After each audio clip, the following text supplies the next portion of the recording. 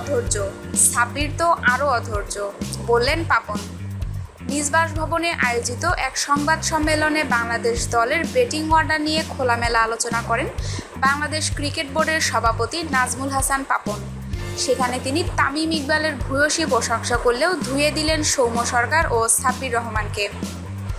Cricket প্রশাসকের মন্তব্য করেন, তামিম অসাধারণ খেলে যাচ্ছেন, সৌম্যর টেকনিক নিয়ে সমস্যা আছে, সৌম্য অধৈর্য, সাব্বির তো আরও অধৈর্য।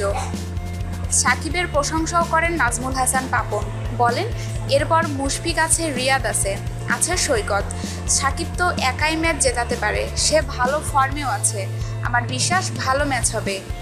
পাকিস্তানের বিপক্ষে প্রস্তুতি ম্যাচে মোস্তাফিজুর রহমানকে বিশ্রাম নিতে চেয়েছিল বোর্ড সভাপতি। তিনি বলেন, আমার একটা ইচ্ছা ছিল মোস্তাফিজকে আজকে না খেলানোর, ছেলেটা প্রত্যেকটা ম্যাচ খেলে যাচ্ছে। আমাদের নিউজটি ভালো লাগলে নিউজটি অবশ্যই আপনার বন্ধুদের সাথে শেয়ার করবেন এবং স্পোর্টসের নিত্য নতুন নিউজ পেতে আমাদের চ্যানেলটিকে সাবস্ক্রাইব করে আমাদের সঙ্গেই থাকবেন। ধন্যবাদ সবাইকে।